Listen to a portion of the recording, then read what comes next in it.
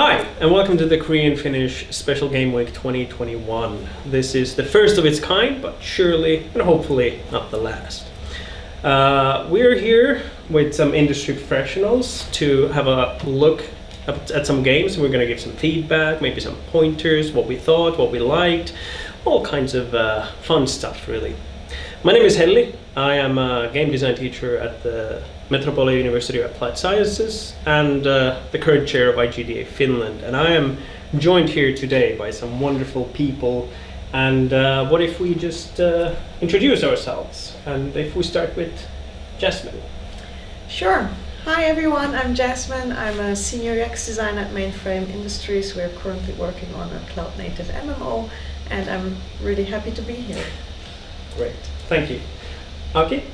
Hi there, my name is Aki.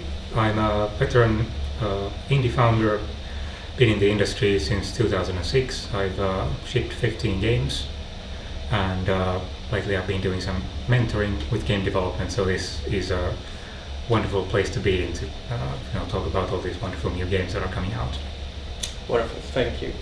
And Solip? 안녕하세요. 저는 핀란드에서 게임을 공부하고 있고 그리고 이 행사를 기획하는 데 함께한 박솔립이라고 합니다. So switching to English. Hi guys, I'm Solip Park. I'm a game researcher and doctoral student at Aalto University. I'm also one of the co-organizer of this event.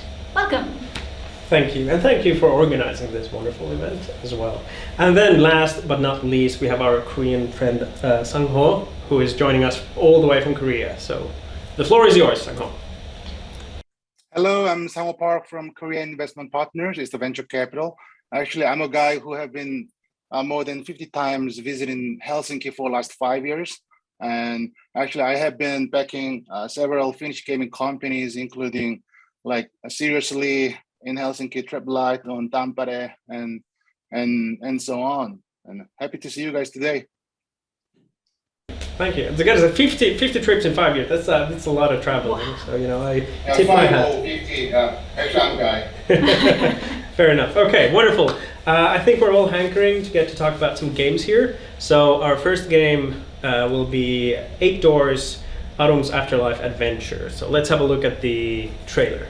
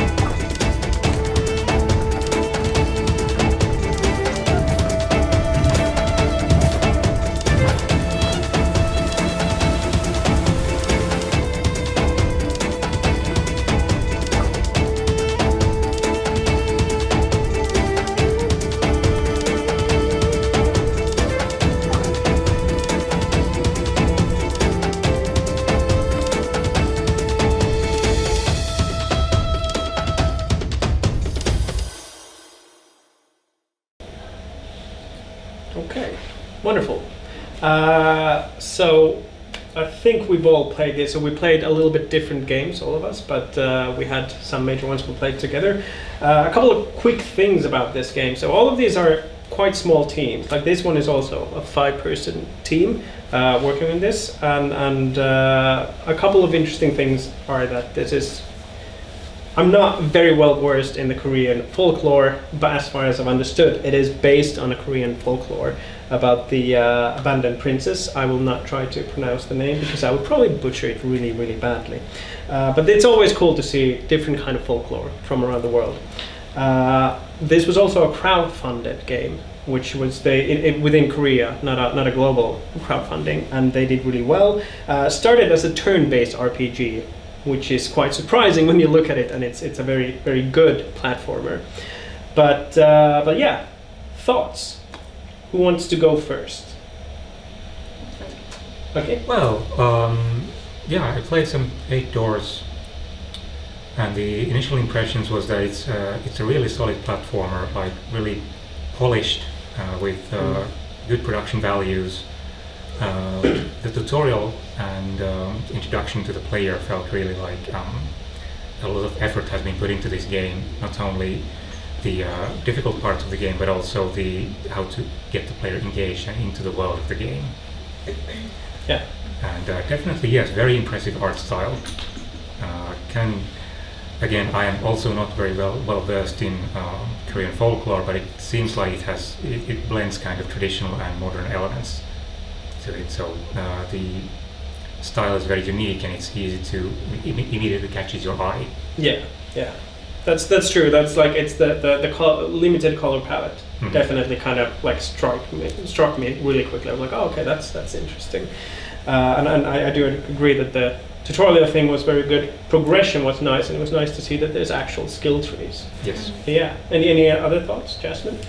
Yeah, as you mentioned, the folklore actually captured me right away. Seeing the enemies, they were really cool, and I would have actually loved maybe to see an element where maybe I didn't play far enough, but I would have loved to like learn about them and maybe have a little diary where I could really be like, okay, this is where it's from. Maybe a little bit of background around them. I also really love this. Early on in the game, you get into this kind of tea house or place, and you meet really interesting characters. I thought the narrative definitely stand out also among that. But there were a lot of characters already introduced early on also, but definitely a cool game, and I think a lot of depth in the weapon system probably, which was interesting. Yeah. I agree, like a codex or something where you don't have to, but you could read if you're like interested. Yeah. So I would be interested. Codex would be great. Yes, especially also with the weapon system would have maybe been interesting. Were there weaknesses that I could not only remember by myself, but maybe then learn from that. And the codex is something that can be used to add even more depth into the story. Yeah. That's true. And I gotta say, unfortunate reality is that we're not game reviewers by profession, so we can't play every game through. So watching the trailer, I was like, oh my god, there's so many new areas, like different enemies and bosses that I never got to see, and I'm a little kind of might want to go back, which is a positive sign. Solip, any thoughts? So I actually didn't know that this game was based on the traditional story coming from Korea. I actually figured that out after reading the interviews of this developer later on. Once I stepped into this game, I thought, well, the tutorial was very quick. There was no like long text or dialogue involved. There was immediately you're put into the game, and then slowly you progress as a tutorial. That was really good flow, and it was very loosely related to the religion, the folk story. And then after I read the interview, everything kind of started to make sense. So yes, the codex, if they had some more description about each monsters, or where this character or where this tea shop owner is coming from, those kind of backstory would have been also very nice. They're not directly referencing the folk story because there's many different versions of the story as well. So having that story of their own version built in would be very beneficial, especially for international players who doesn't know in detail about this story, but they want to engage in. So. Yeah, definitely. Did feel like the whole idea of going into the afterlife is a pretty universal myth. It's found in lots of different folklores, and I think they even use the word Karen. So when you drop in, yeah. it was Karen who was talking to you. So it's like taking similar influences from all the different myths around the world that talk about the same thing, which is, I think that was great too. Very, very cool. Sang-ho, any thoughts on your end? Yeah, sure. One thing I have been quite surprised to see this game actually. This is not a game I have seen in South Korea so far, because as you know, guys, many of South Korean gaming developers, like let's say old school guys, they are really good at making the MMORPG game or MRPG game, maybe COD RPG game. But this kind of genre platform game is not kind of the genre we have in South Korea. And also, even the trailer is pretty attractive for users to, let's try to play the game. So that was the first thing I have been very surprised. And also the graphic style wise, I don't know. Well, to be honest, as a South Korean, the Asian people, this is not kind of the traditional Oriental the art style, but it seems like it looks like more the combination of Western and the Oriental design and graphic style. But I think it's pretty solid and well polished.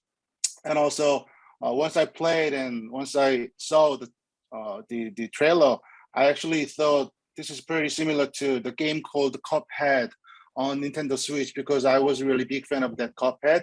And maybe I'm not a proper person to review this game because I'm a really big fan of the platform game. So that's why I think it's pretty impressive. Yeah, definitely. When you mentioned Cuphead, the things I thought about was Limbo and Hollow Knight. Yes, Hollow Knight, yes. And Limbo, yeah. I think in general I got a big feeling of like this is doing all the same good things that Hollow Knight did. And it has a very high chance of success in following in those footsteps. Yeah. And I gotta say, I'm always a little worried about platforming because you have to have a really good feel, like, you know, Coyote Time and like Let's Grab and like everything like that. But this, and also the level design, that it's actually interesting to move about. And it nailed it pretty much, to be honest. I really enjoyed that. Also, the transform mechanic is all. I like it when you get to change your character. Cool. Yeah. That was that, and that adds another layer that you can do so many different things, and you have to choose, like actively choose what form you're in. That's definitely from Shantae, which is a very similar transform mechanic. You know, lots of different like animal forms that change the gameplay while you're playing without having to like go through menus. And that's actually when you mentioned that no menu, no nothing. It's just a button, and you change and back, and there's no limit, so you can actually test things instead of being like, oh, I only have 3 transformations, I can't do this. So. Yeah, I enjoyed it, and it sounds like everybody quite enjoyed it. And if I'm completely honest, I probably will go back to it. It was good fun. It was good fun. Any closing thoughts on 8 Doors? I do have a constructive feedback on the trailer, which I felt was really way too long. It was like over 2 minutes. But I found that the trailer should be like 40 to 50 seconds long, and yes, it showed a lot of different places, like made you want to go there, but I think it could, it started getting a bit boring. Even. Yeah, it could be like a little tighter. Like you can show the same places, but you can use it like shorter cuts, and you can show like a bunch of different bosses, like tongue, and different areas. You don't have to show every single game mechanic, as long as you show that you have a lot of game mechanics. Yeah, and that there's like, you know, okay, it starts with beating. Oh, okay, they can jump. Okay, they can transform. Okay, what all can I do in this game? And I think I also would have liked to have seen a little bit of the story in the trailer as well. Now it was just pure gameplay from start to finish. Yeah, that's true. They didn't really where this character is from, what is trying to achieve from this game. So something that would engage, you know, like very like short moment of that. Yeah, just a few seconds of from the introduction to the game. That's true. Like the frog, for example, like that's a big character. Why not show the frog? You know, like it's a cute character. Yeah. So when I saw the trailer, I didn't realize how narrative this game was. I thought it was just pure combat and mechanics. But it was actually the story that captured me. So I would like to see that in the trailer. I guess so. So the 2 big takeaways are codex and trailer, like to work on. The codex, of course, like it's not mandatory, like we said, but it just adds. There's a potential to add so much more to the world and the characters. But cool. That's really cool. That was 8 doors, and we're gonna go to the next game now, which is Box It Up Inc. And we're gonna see the trailer.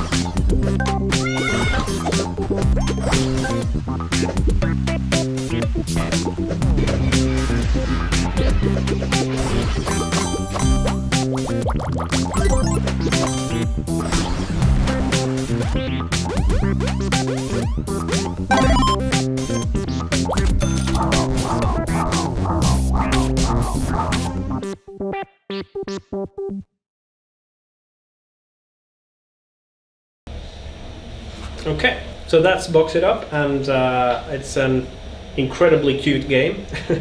Only 2 people been working on this. It's again a very small team, but I mean they obviously know what they're doing. There's not as much to say about it because it's a little more simpler game. There's no big surprises like a turn-based RPG. It became an action platformer. It's just people who are working on a mobile game and they really know their stuff. But yeah, so let's get into the game. I feel like I have a lot to say. I played this a little more than I was expecting to. So, but yeah, I'm gonna let you guys go first. Who wants to throw the first stone? Well, I didn't manage to play it, but just from the trailer, it was one of the games I was really interested in. Just from a UX perspective, you could see how well the whole feedback loop was done, you know, the audio with the VFX on screen. It just felt like really high production value, and you know, that is what these games live by, to tell the player you achieved something, and you know, have a cascading effect there also. Oh, I got more now, which is, for example, something that was maybe lacking in 8 doors a little bit. Like there were different kind of coins I could pick up, but there was no difference maybe in telling the player that this was now more valuable than the other. While of course this is a much smaller game, so they focused on that. It's really good. True. No, you're completely right. There's a lot of like when you get those things happening, you may get a lot of boxes from it. It feels good, and then there's little coins you can collect by tapping them, and then there's cats you gotta pet, and there's like a lot of noises and everything. And oh man, it just felt good. I'm not even a cat person. It was really cool. For me, it was a bit chaotic for me because everything was happening at the same time, and tutorial was really great for me. I really immediately cut into like how am I supposed to play this game, but at the same time, like tutorial after tutorial was telling me there's going to be more you have to think to tell, like there's actually a coin, there's actually a cat also, and while you're matching the color. So it definitely felt that this game it has very simple mechanic, but that doesn't mean that this is an easy game. It's the progression is right there. I agree. This is maybe a little like Aki had with the last game where he was surprised how narrative based it is, and when you expected an action. I thought this was like a hyper casual game when I looked at it, but yes, like you said, the tutorial just kept going. There's more and more and more and more stuff all the time, and it's actually there's pieces when it'll stop, and it's kind of like a puzzle. You have a certain time to make a certain amount of moves, and it's just, and there's like mini games in the game, and there's like this. So if you pet the cats enough, you can collect the cat, and then they become your cats, and you can get different cats. And each cat got into that point. Because each cat has their own mini game. So I went to play the first cat, and it's like you play Neon Cat. Yeah, I love that. Yeah, so you play Neon Cat in space, and you gotta fly around and avoid meteorites. It was so, I was like, what? That's what sold the trailer. I know, it was so good. It was so You got into that level. I was watching the trailers, and where's that Neon Cat mini game is? It was really, and when I found out, I was like, okay, this is some serious good shit right here. That was like, I really enjoyed it. And I think, like you said, it all kind of goes well together. It looks good, plays good, feels good, rewards you just in the right amount, and it was a really good experience. Sang-ho, any thoughts from Korea? Well, I mean, from the VC perspective, actually, Actually, I didn't have any information about the team, but it was surprised just only 2 guys are making the game. But it means that just wondering what kind of vision they have, because I mean, this game, we call it hyper casual game, and it's pretty simple game, but good thing is that the creative and also as well made game as a puzzle mini game. So I'm actually playing this game. I thought, I don't know, you guys know the Korean gaming company called Enfly. Actually, they have game called Infinite Stairs. It's like 무한의 계단, Enfly. So maybe if someone watching in Korea, they know this game. It's pretty addictive game and more than millions download, and also, but pretty simple games. There is no monetization mechanic, just only advertising is their revenue stream. In that case, actually, they made those kind of game again and again and again. And finally, actually, they got acquired by some company, one of the subsidiary company of Kakao Group. So that is the kind of the growth pattern of those kind of mini game company. And this is not kind of the question, but I mean, once I was playing this game, I was quite curious about what kind of vision they have. They just wanted to remain as indie gamers, or they have some big vision. So actually, I just thought, maybe it will be good for me to meet up with these guys in South Korea in one day. Okay, yeah, that sounds good for the devs. When you mentioned about monetization, I gotta say, like when I try mobile games, I often stay away from the money side, and I wait for how long it takes for the game to start pushing monetization on me, and that didn't happen to me yet. It didn't push at any point, which from a user's perspective, quite nice. From the dev perspective, financial perspective, I don't know how well that works, so I have no idea.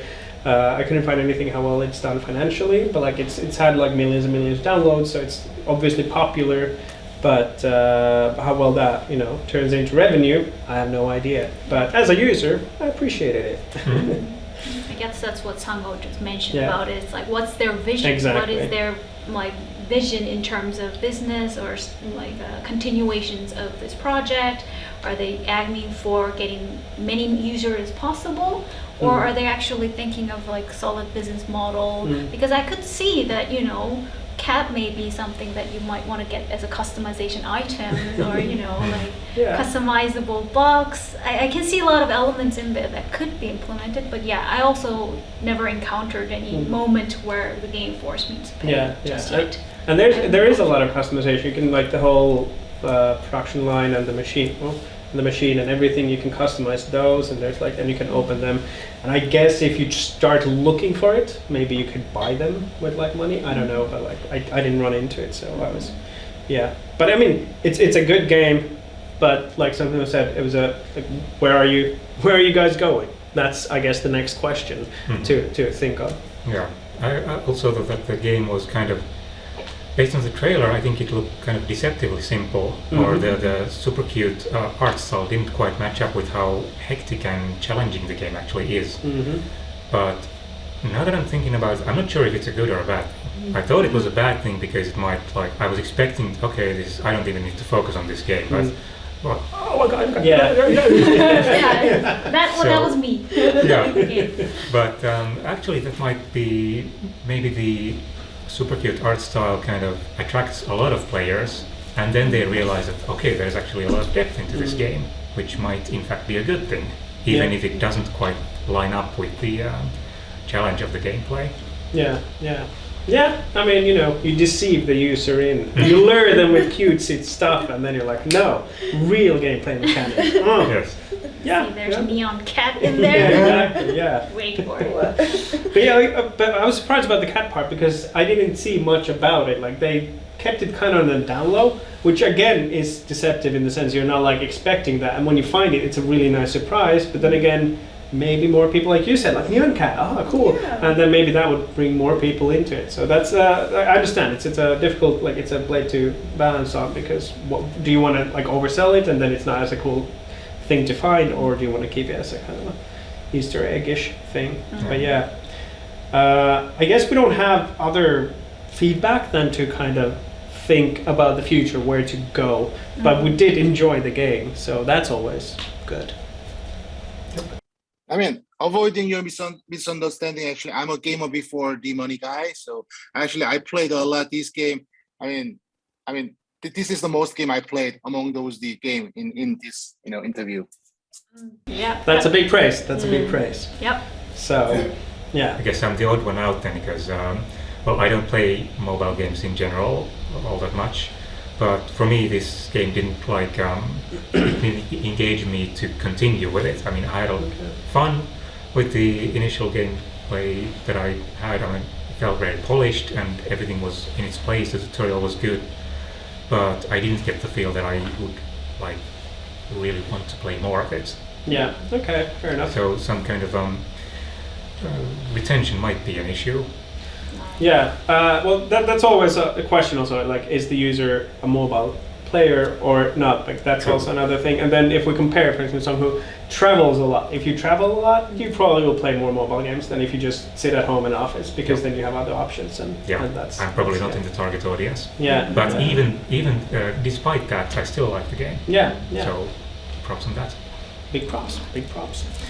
Okay, so now we're going to move to the next game, which is Frostory, and we're going to check out the trailer.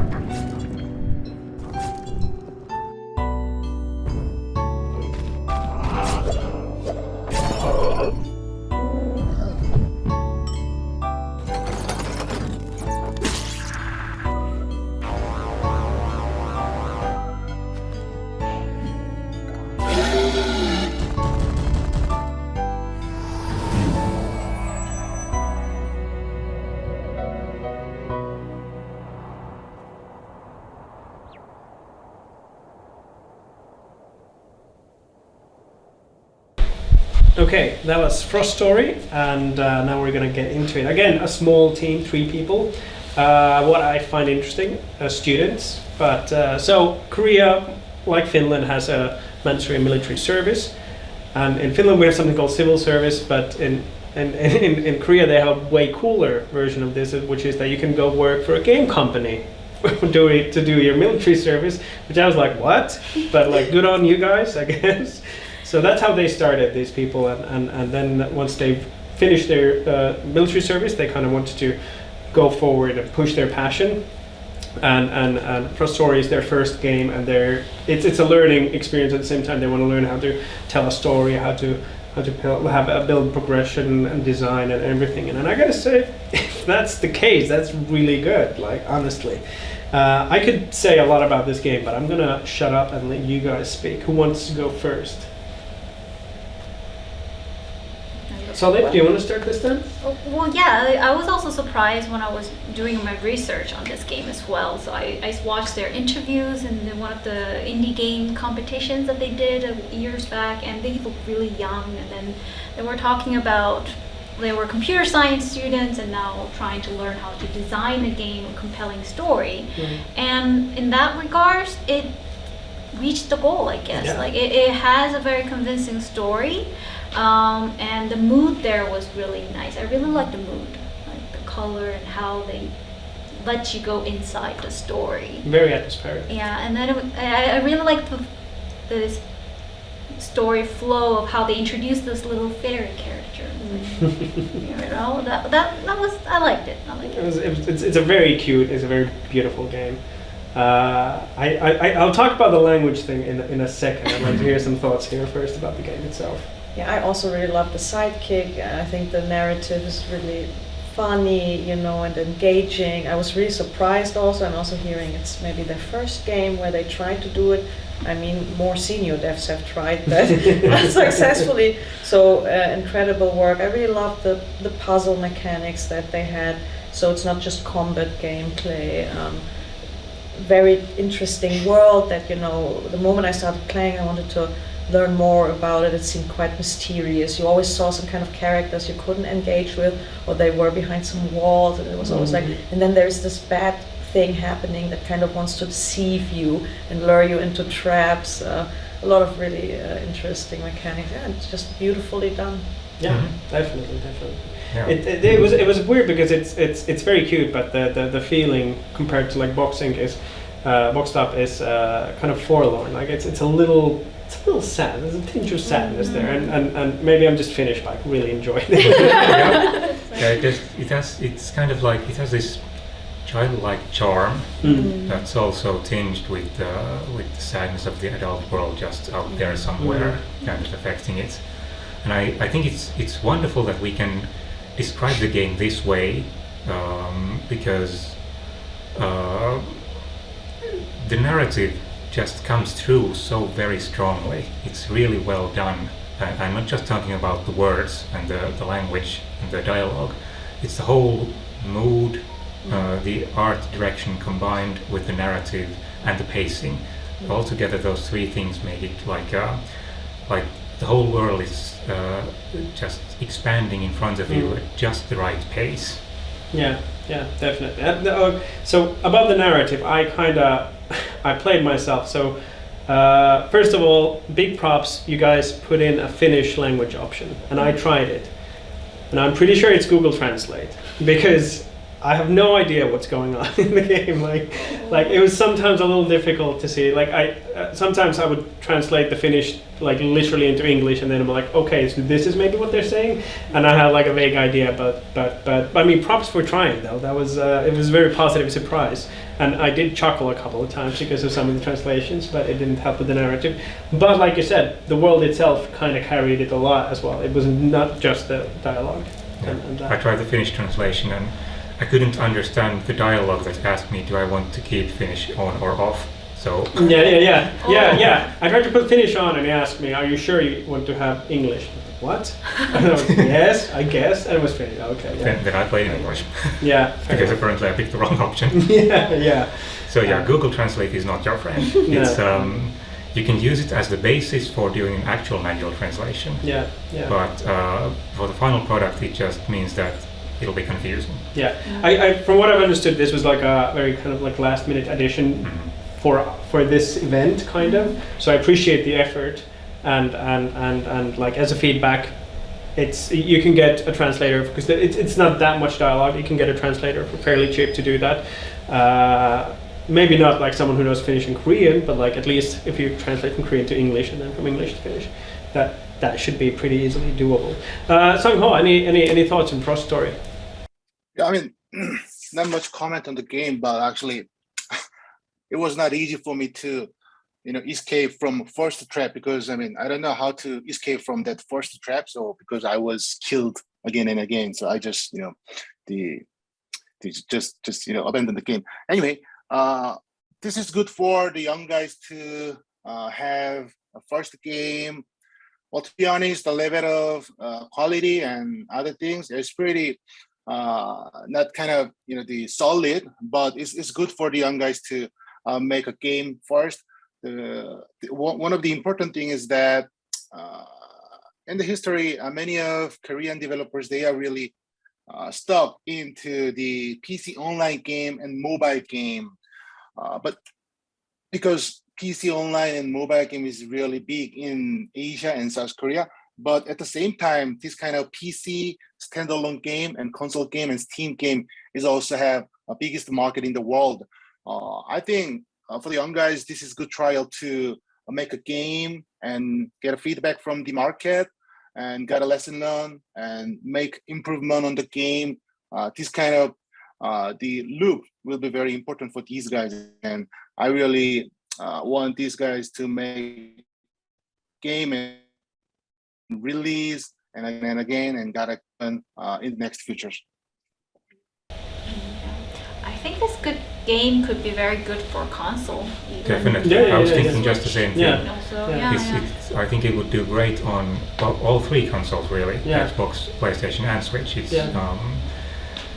well, I mean, just look at the success of Undertale and I think it's better on gamepad. I played it on my mouse and keyboard and it was okay, it was fine, but I think gamepad it works is best on a better. gamepad. Yeah. Definitely. Could be that maybe the team is aiming for console adaptations as well, who knows. But I also have to confess, as Korean, I never actually played or owned console when I was young. I'm still not used to this mechanic in my life. I'm more of a keyboard person. But then this was the game I think it would be great, or add more spice in it if it's a console or an arcade controller on it. Especially when you get hit by the bomb. Do a shot, and that would be really cool. Yeah, definitely. And I think because PC has a lower threshold to publish a game, so it's a good way to start. And if you can get build reputation and get followers, and then when you go consoles, you already have some people, and people will be talking about it and saying, hey, it's a great game. Definitely, because on consoles, people expect the game to be finished. There's no early access culture, so it's good to polish it up on Steam first and then release on consoles when it's ready. Yeah, and especially if it's an indie, I think people are more lenient on PC. They're like, it's an indie, that it's a little, there might be some junk, but it has heart, and that carries far. So definitely a good start, and then aim maybe for the consoles is what I would say. What game did this remind you guys? Because I don't want to bring up Hollow Knight again, but I'm going to bring up Hollow Knight again. So because I get this, but it looked a little bit similar. The color palette was a little bit similar again, but the character as well reminded me a lot of Hollow Knight, which is not a bad thing. It's a good game. So if you gotta take influences, take influence from the best. Yeah, I think it was like a blend of Hollow Knight and Undertale. Yeah. With the whole pixel aesthetic, which frankly that kind of misled me at first because I thought it looked pretty generic. Yeah. That kind of the Zelda look, 2D pixel art style was kind of, it's been done so many times. Yeah. But in the trailer, the moment I started seeing the text, the narrative, that immediately drew me in, and I kind of, this game's strength is the art is okay, it's engaging and it fits, but the real strength is in the words. Yeah. And the world, I guess. The whole. I know what you mean. I guess that's been a lot of the games kind of different than what I expected from from the trailers and the description. But real great props on the trailer for Frostory. That was a wonderful trailer. It captivated me from the first seconds. I wanted to find out more about this because it was just like the game itself. It's kind of giving you this mystery. You don't exactly know what's going on, but it's got all these cool little elements. I want to find out more about them. And it wasn't too long, no, it's just right time. Maybe the only one, and this might be a personal thing, I'm not a big fan when you have 4 different screens at the same time. Yeah, that part was, I thought the trailer was ending, and it was shown with YouTube end screen. Yeah, so that may be the only thing that caught out. But other than that, bang on, good job, keep at it. Let's go to the next game, which is Motesolo, No Girlfriend Since Birth. Let's see the trailer. 나이는 29이고 이름은 이미 아시겠지만 강기모입니다. 전 김유미라고 해요. 오늘 소개팅에 이렇게 유미씨같이 아름다운 미인이 나오실 줄 몰랐습니다. 진짜로. 감사합니다. 어떻게 그렇게 눈이 맑고 깊으세요? 눈 속에 바다가 있다랄까? 그 눈에서 헤어져도 될까요? 아니 안 돼요. 아닌데? 이렇게 하면 다 먹히던데. 그게 어디서 먹혀요? 말이 안 되는데. 혹시 연애해본 적 한 번도 없어요? 와 진짜. 여보세요? 지금 완전 난리 카오스. 왜 이렇게 호들갑이야? 무슨 일인데? 야, 아니 설아 방금 여기 도착했는데. 근데 우리 어디서 만난 적 있지 않아요? 얼굴이 많이 낯이 익은데. 저 마음에 들어서 그러시는 거 아니에요? 이런 식으로 하다가 그 어느 여자도 못 만나요. 어떻게 재밌게 해야 될지도 모릅니다. 제가 할 수 있는 건 그냥 누군가가 하는 말을 그대로 듣고 따라할 뿐이에요. 저는 여자분을 만나본 적이 없으니까 그렇게 하는 게 제 최선이라고요.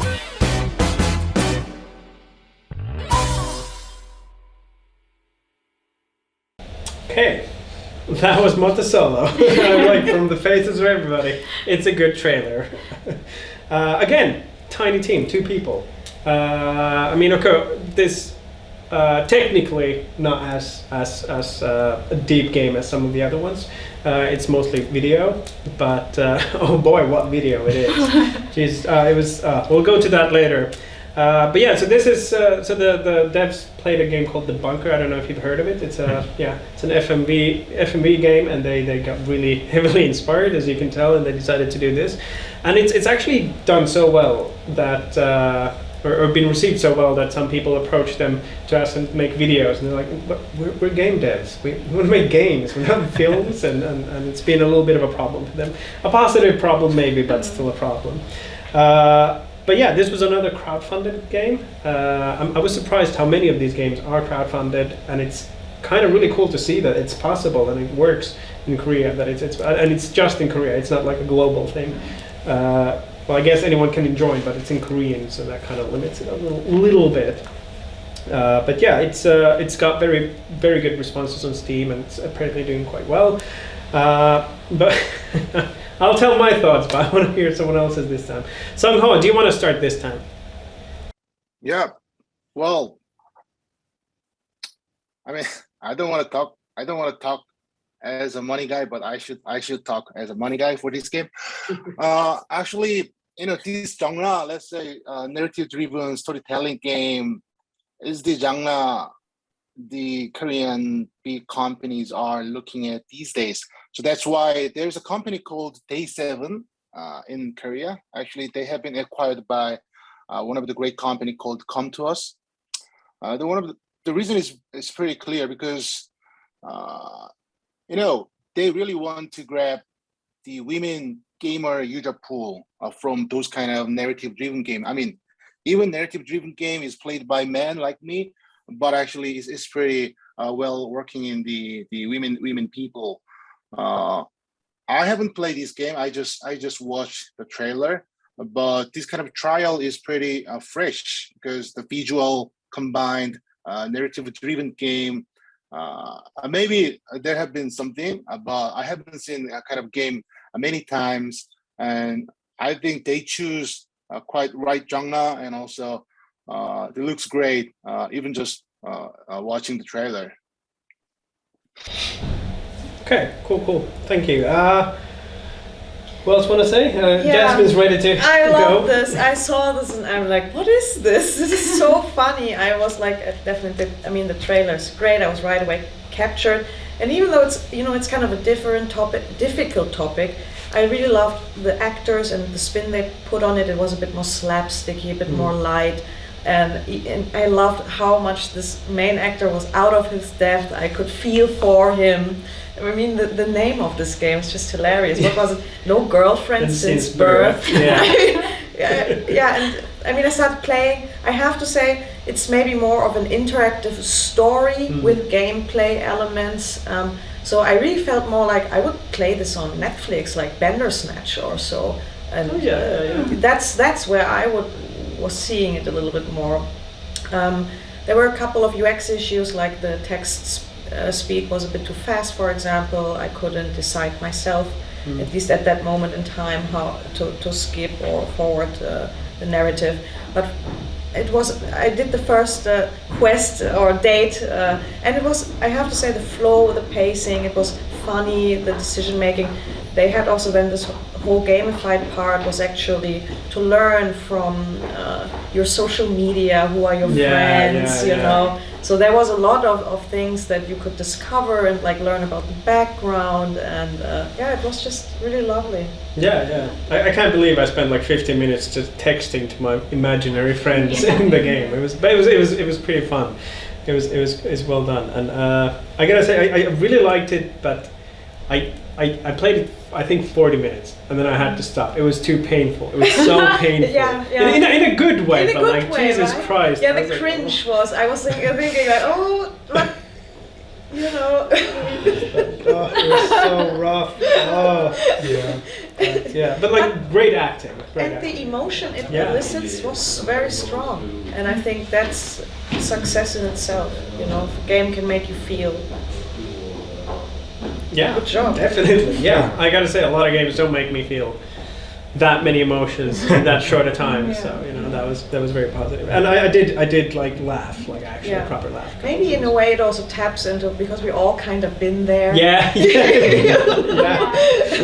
At that awkward day, how did they take this? So. And I think like some have been like on both sides. Like you know, when you start dating, you're the first. Like then if you go with someone who hasn't, and then it's just. Even if you did research within the game and you like chose the correct option or what you think would be correct, the guy would still somehow screw it up. I'm like, what? I'm doing my best, man. Can you just? Oof. It was rough. Still, you love him because he is trying his best. I know. I wish him the best. I don't know if I can take him all the way in this trip, but like you know, good luck. Right. So at some point, because of that, whenever I chose something that I think this could be the right one, but then the guy often blow himself up. So immediately, as just very typical Korean gamer, I started to do research online, like what is the best scenario that I can take, what is the best route, tell me the answer.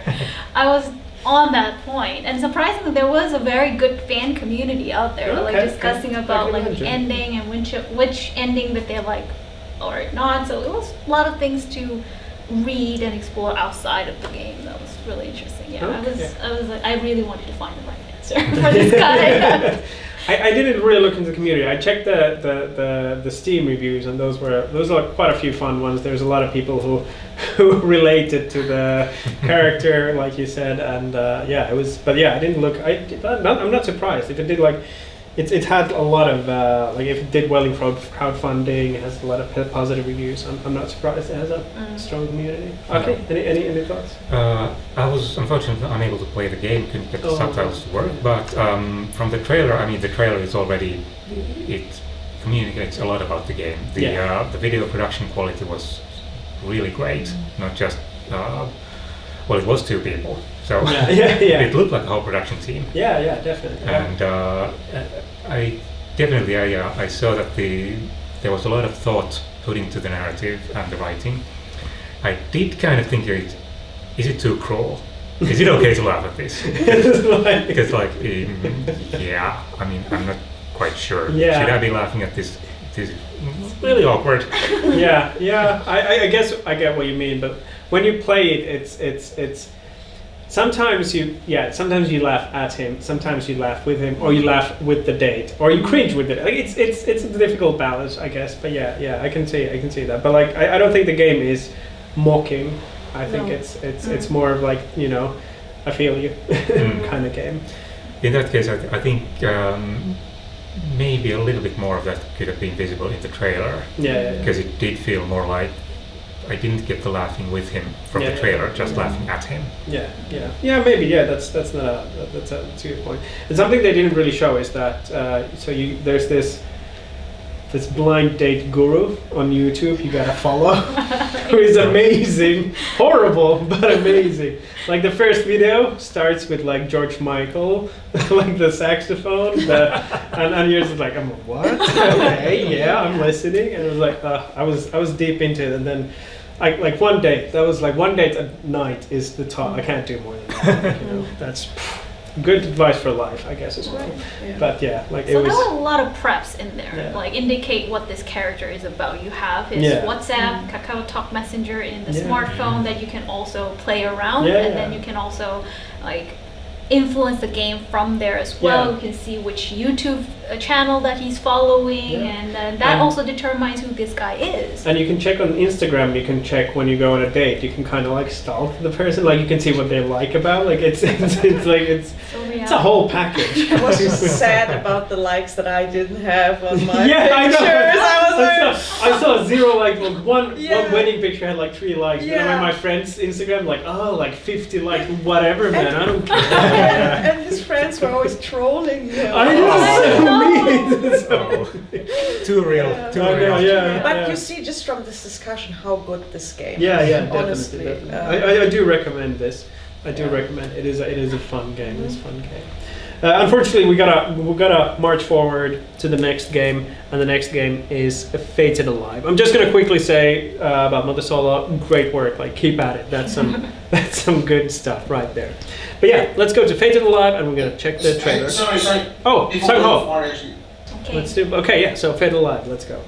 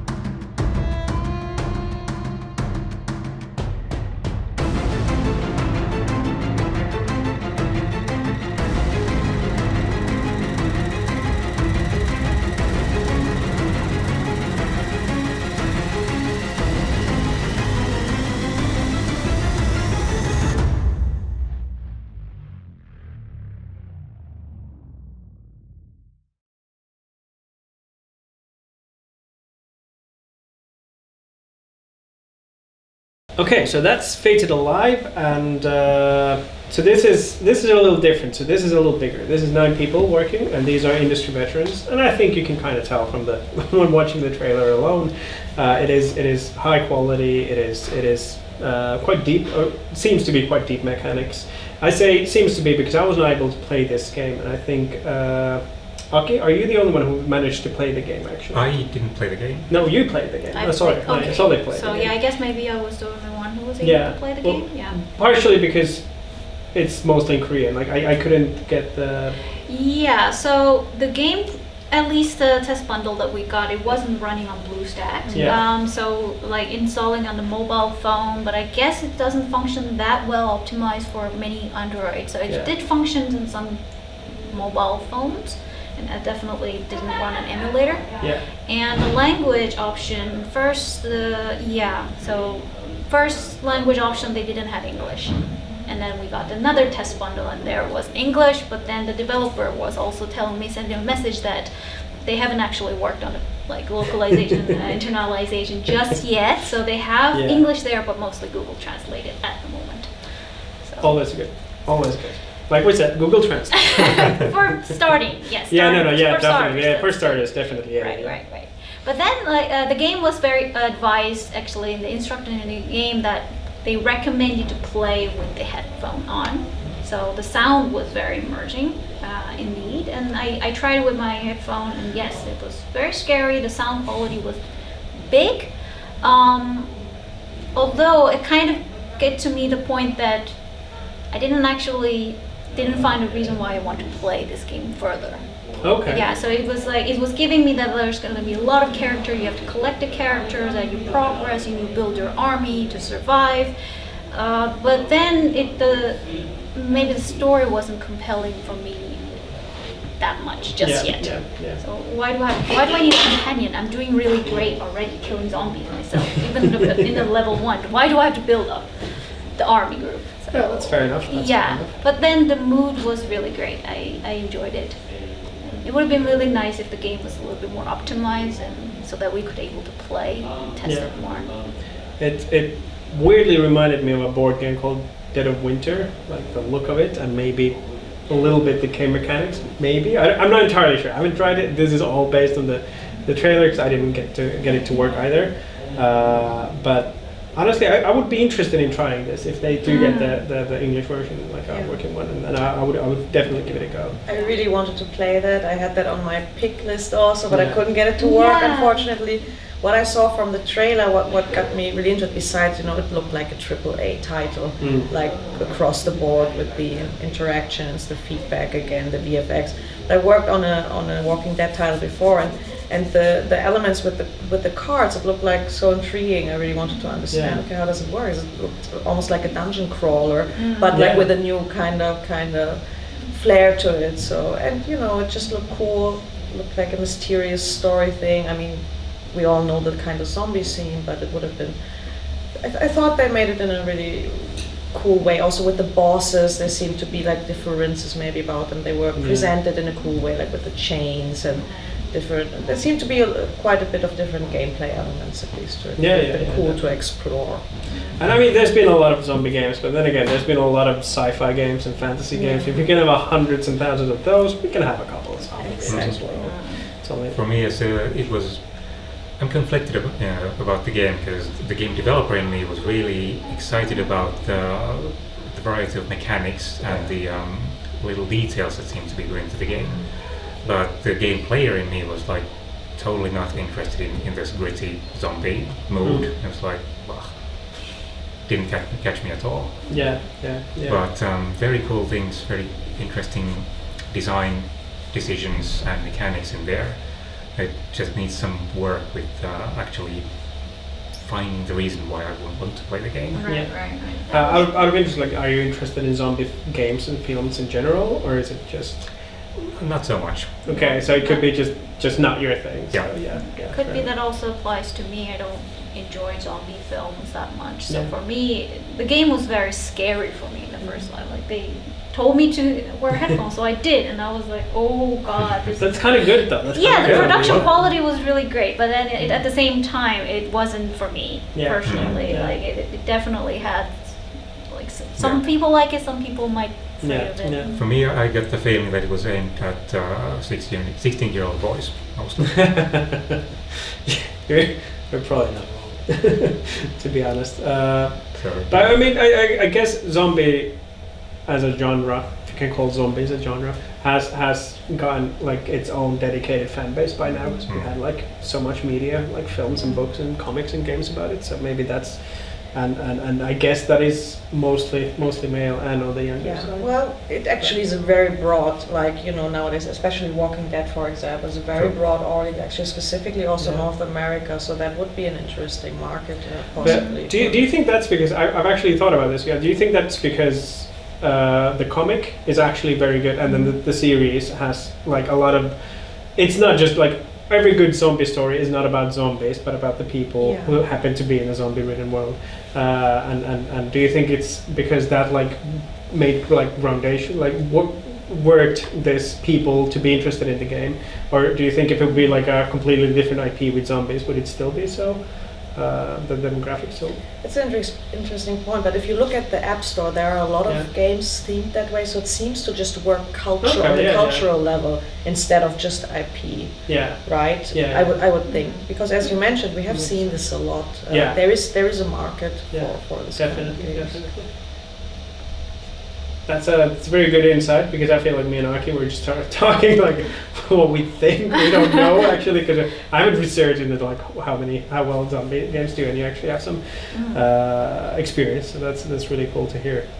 It's not much else to say because we haven't really played. Any last things you want to mention about it? Yeah, that's also another thing. Like, if you definitely want to go abroad, like for indie devs, do consider like have your game functional in many different type of devices as much as possible, and preferably also maybe for not just Android but also for Apple device. Yeah, iOS. So South Korea have a dominantly Android focus. Yeah. So I do understand this indie devs are like they focus on one device, polishing it, and then go to different devices. But if you actually do want to go abroad and you do want to showcase your game, do showcase it well and have it available in many different devices. That would be really cool.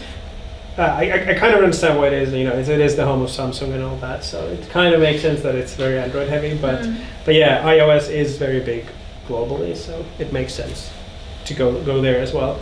Also, less devices to support, so that's always a bonus. Maybe no.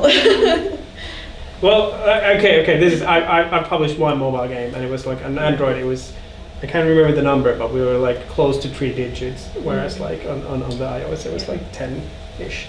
So, but you obviously have more experience. So if you want to say something, go ahead.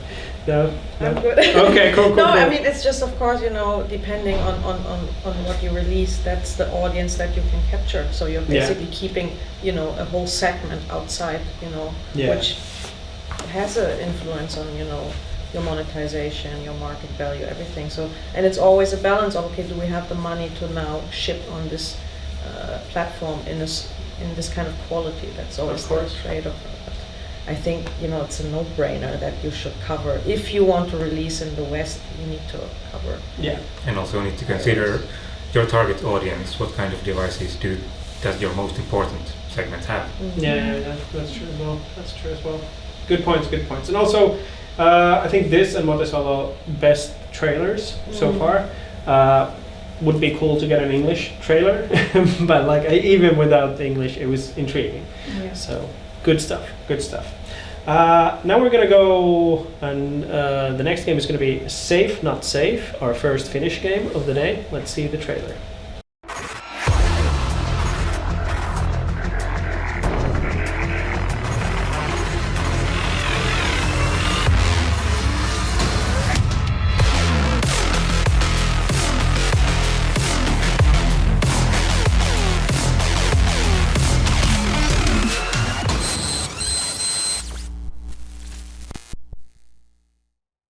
Well, that was short and sweet.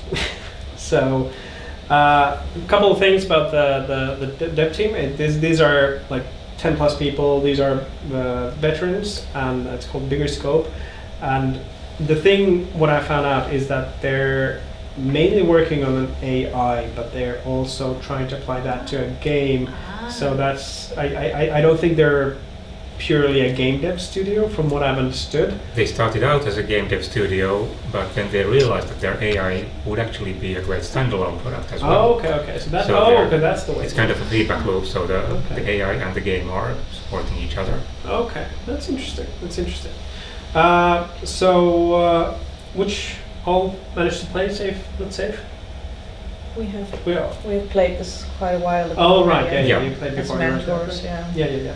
So I gotta say, like, this is an interesting concept, and one of the things I think is really difficult about this as a dev is that you're doing 3 very different classes or characters, which means it's not exactly 3 times the work, but it's more than if you did just one character in one mission or whatever. But then you have to design for each of them so that it's actually viable, and I think that's it's a massive task. Except that's where the AI comes in, because they're using the AI to do the design.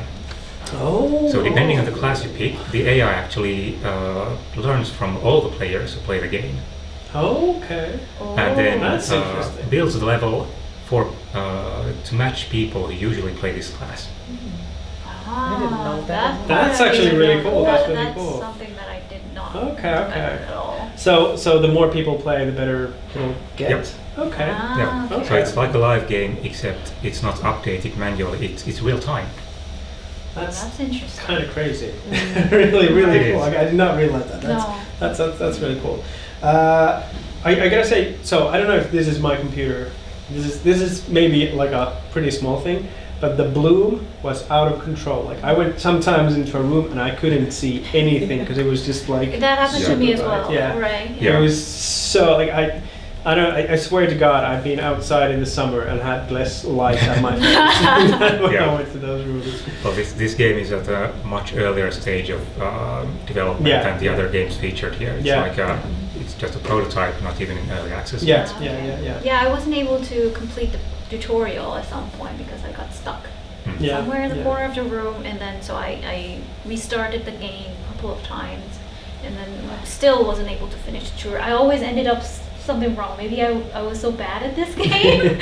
I was breaking it already in the tutorial. And so it told me to shoot this camera, and I did, and nothing happened, or something like that. Similar thing happened multiple times, so I couldn't able to finish it. Okay, Well, I mean, I think this is the only game that hasn't been published. All the other games we have on the list have been like actually published, and they're like finished games. I don't know why I did this when I said finished, but yeah. So this is, I don't know, alpha or something. Is a game ever finished? Yeah, exactly. But yeah, I quite enjoyed that there's different like possibilities. I enjoyed the hacker most because you have the hacker vision. First of all, it was kind of cool, but also it was really useful because you see all the enemies through the walls and everything, but then you could also do a lot of different kind of stuff. The only problem is like I don't know if the energy comes back slowly or not because I only had 3 energy cells I could use, and every time you hack something you use energy, and when you run out of energy as a hacker, you're done. You can't do anything. You have like one shitty pistol. This is absolutely nothing. So it was very, very frustrating. But as long as I had energy, it was kind of a blast. Yeah. Any thoughts on you guys have played more? Yeah, it's been a while for me. I had some other games picked, but I remember it was really solid. It was a pretty hardcore game. Yeah. Also from the graphics, from the mechanics, but just hearing what they are trying with the AR, just that sounds really ambitious and cool. And it also I guess there's a really interesting community forming around it that maybe discusses the learning of the AI. So so in a way it's a cool gameplay tool to make players talk about the game and how do we influence it. That I as a player have an actual influence in how the game is changing almost in a way. It's like I haven't really. So if I play like really bad, like 100 times, will that make the game easier for everyone else? No. It would be interesting to know how it affects. It's more like if you play a commando class, then the game looks at how you try to solve problems. Okay. And then gives you those kinds of problems to solve. Okay, that's interesting. So wait, does that mean everyone has like slightly different, like their experience is slightly different? Okay, that is actually very. And it's a roguelite, so you play the game over and over. You do multiple runs. It's not like a AAA game where you play it from start to finish in one go. So every time you play it probably get altered. Yeah, and you can choose a different class and play something else, or you can choose the same class and it will still be different. Now I'm worried what type of impact that I did to that game by not being able to finish the tutorial. I now feel really bad. There you go. It's like, I worked so hard at this tutorial. And then somebody just played it so bad and the now game level is hopefully that didn't happen. Hopefully the AI will be way more smarter than that. To me it's super interesting that there might be a community forming around it, because a lot of times with hardcore games, especially ones with role-playing elements where you can choose skills and tactics, the communities begin to find the best class or the most optimized way of playing this game. But then the game reacts to that. That's true. So you can even if you cheese it, the game will at some point. Okay, so that's safe, not safe. Really interesting things you guys are doing with AI. Really cool to hear about that. Keep at it, and I'm more than happy to check this in a couple of years and see where it's gone. Now we're going to move on to our last game of this event or these talks, which is Exploding Babies, and we're going to check the trailer now. Get ready.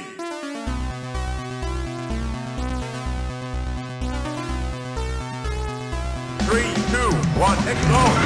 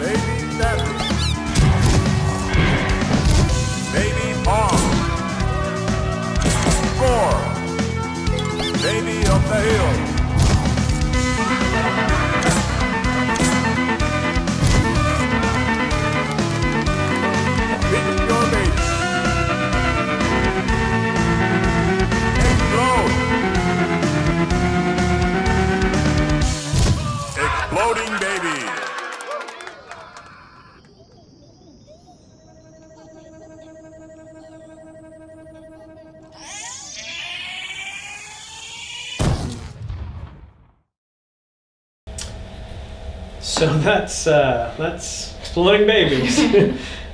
This is from a company which is like I think 5 or 6 people now. When they made this was a game jam game, and this is what led them to actually found the company afterwards. So it started. I feel like you can tell that, or you can see that it started as a game jam game. But yeah, so they're working on their like actual game now, which they're aiming out to get out next year. But they now did this full release. They decided to like beef it up and clean it up from the game jam jankiness, and it's been released on Steam now.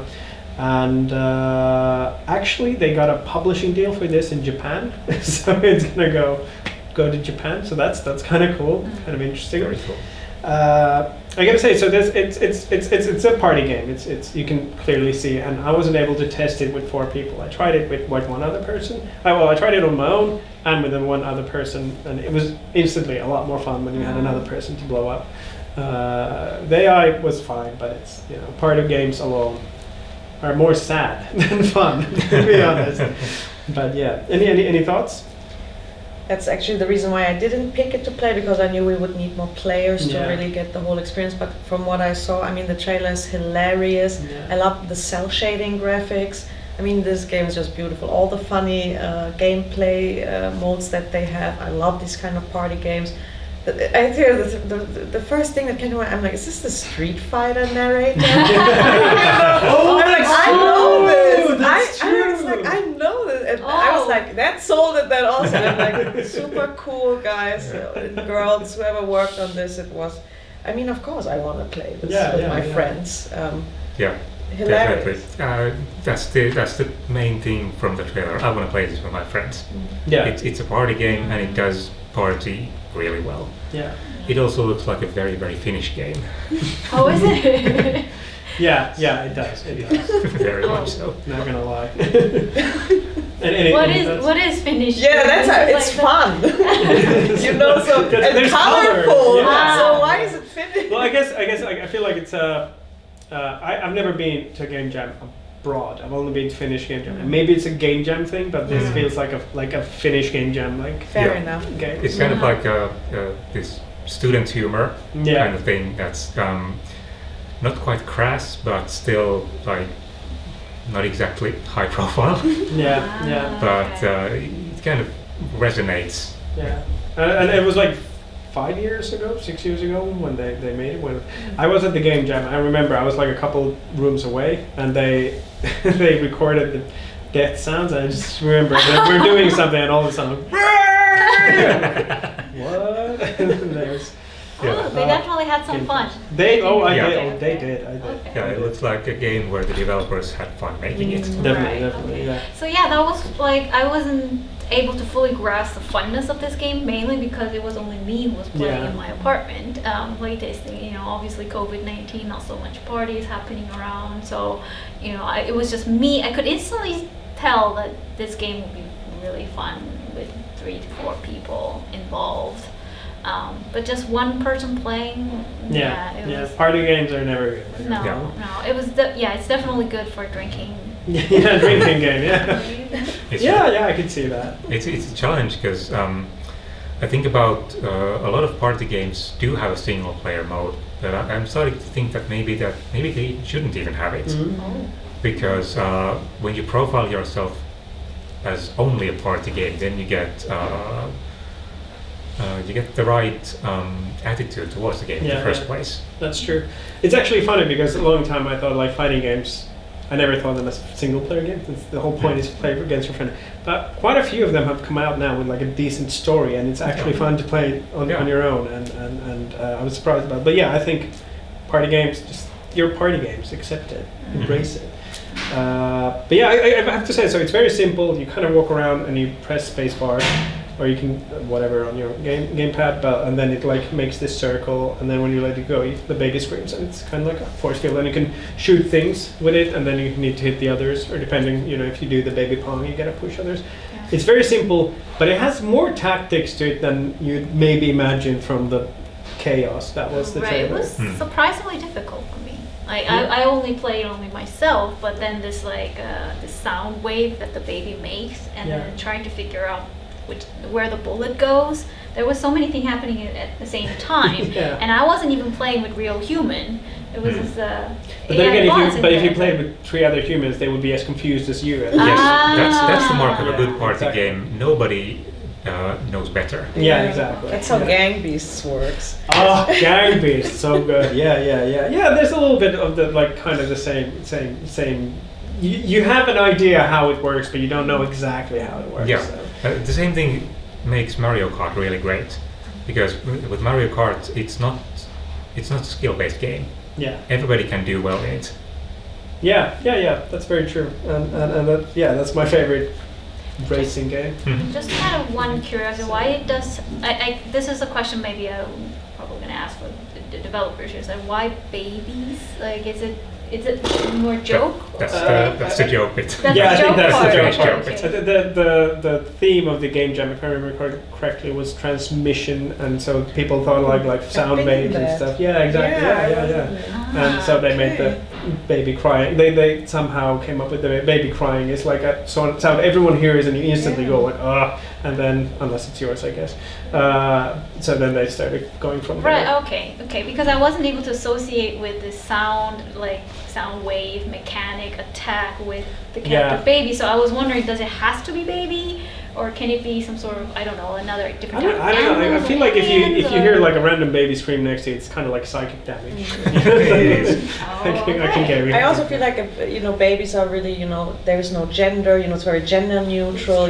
We don't have all the things already that separates us. So except the baby who looks like Trump. But I know. I really liked. The alterations look great. There was like Borg style baby, and it's like That's true. Like the mutant. So that's why I was like, there's a color in there. There's a set and going on. Why not alien or some creature? Why baby? So that kind of caught me quite a lot when I was looking at this game. That caught me somewhere in my brain for a while. But that sounds like success. Yeah, exactly. Because then you stop to think about it. That's very true. But it is an interesting question regarding culture, because we think it's really, really funny. Yeah. But it may not be funny to everywhere in the world. Yeah, no, that's true. And you should probably you work with your own knowledge and you work for your own kind of area, and then maybe you could do another like localized version where they're like, I don't know, dogs exploding unicorns or robots or cars or whatever. But if maybe I don't know if the sound wave makes a lot of sense if it's a car, maybe beep. Yeah, that's true. Yeah, but not all of them make sense. But I guess that's sort of where how culture is involved, like joke, like inside joke. Yeah. Humor is very cultural. It's difficult to It is difficult, very cultural, and probably a localized version might actually need changing the characters and the whole concept. Well, not the concept, but the visual assets. And actually when you say that, because it's cultural, and we're asking why it's Finnish, like I think the word I would describe is like teekkarihuumori, and it's like technical student humor. Yeah, kind of like it, but it's a very specific, because they publish their own magazine and they do their own little like public pranks, and it's like a thing. Yeah, it's a very Finnish thing, very niche thing. So I think that's. Yeah, those bastards. Bastards. Exactly. No, good stuff. But hey, we're running out of time, unfortunately. It would be really nice to stay here and chat about games and culture and humor for a long time, but we gotta go. Thank you for joining us for the first Korean-Finnish special game week, and we really, really, thank you for organizing this. Thank you for having us with you. Really happy for IGDA to be like part of this, and I'm really hoping that we can do this again next year. Thank you, and until next year, I suppose. Thank you.